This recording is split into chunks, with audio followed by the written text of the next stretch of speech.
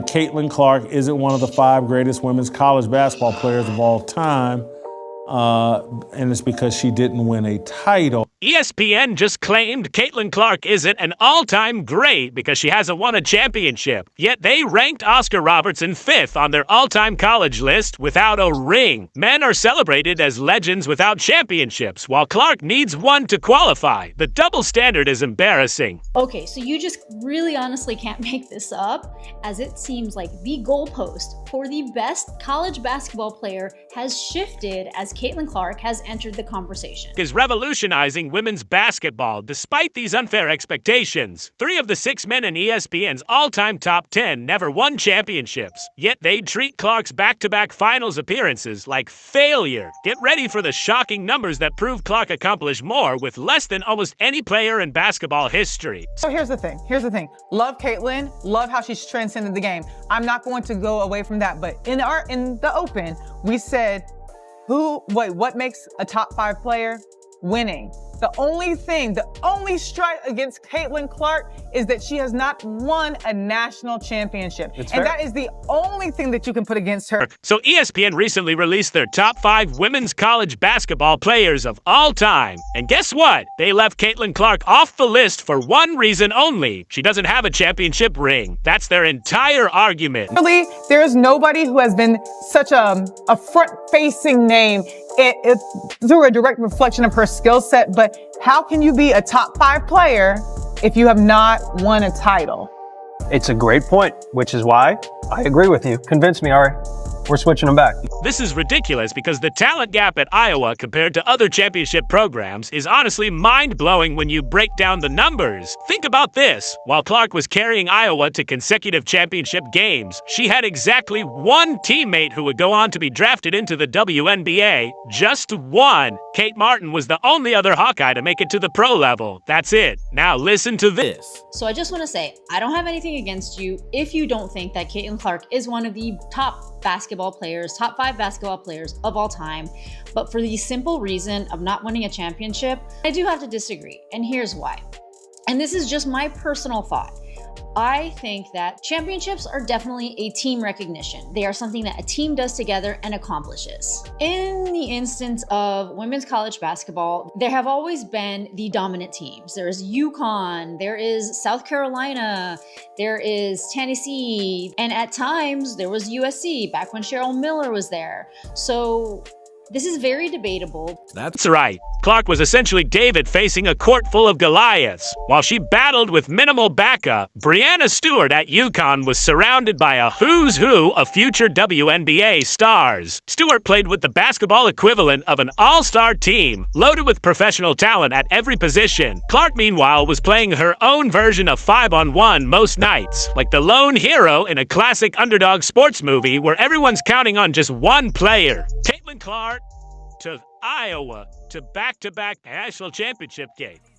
You can actually see how much Clark elevated her teammates' performance when you watch the games closely. Her Iowa teammates showed remarkable improvement playing alongside her. Their shooting percentages jumped, their confidence grew, and they found themselves getting better looks because of the defensive attention Clark commanded. She wasn't just scoring, she was making everyone around her better. And I think that the fact that CaitlinClark started on a team that really did not have exponential, mind-blowing talent existing and brought that team to a championship really says something about you as a player. Let's be real about something else too. Before CaitlinClark arrived, when was the last time you heard anyone talking about Iowa women's basketball as a championship contender? Clark transformed a program with virtually no championship pedigree into a powerhouse.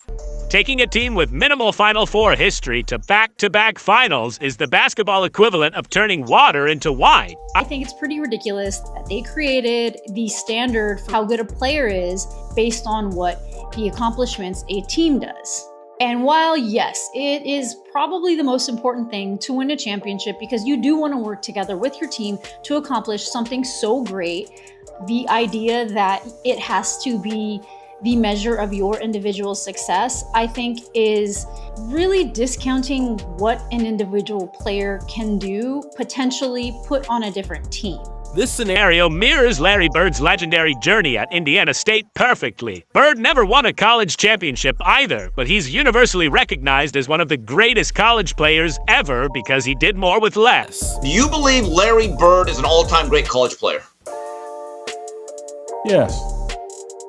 Okay, well, he didn't win it, though. Meanwhile, South Carolina's championship roster featured multiple five-star recruits, future WNBA draft picks, and players who were the top prospects in their high school class. The playing field wasn't just uneven, it was completely lopsided. Now, look at it from this perspective. Also, and Breanna Stewart is very interesting to talk about because I have been watching Unrivaled, a league that she co-founded with Nafisa Collier, and they did not have the opportunity to put themselves on what you would call a blue blood team, and they were kind of randomly placed together by the current coaches of the Unrivaled team now.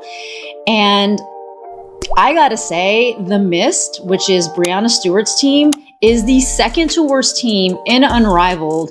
Breanna Stewart won a championship, surrounded by a roster full of elite talent. She played alongside other future pros, making it easier to dominate and secure titles. But when you strip away that level of support, the story changes. Without a stacked team, even the best players struggle to carry a squad on their own. Played at UConn with a bunch of other pros, a bunch of other WNBA players. Take Stewart's performance in the Unrivaled League right now. Despite being one of the best players in women's basketball, her team ranks near the bottom. This proves that no matter how great a player is, they can't single-handedly elevate a team to championship status without the right supporting cast.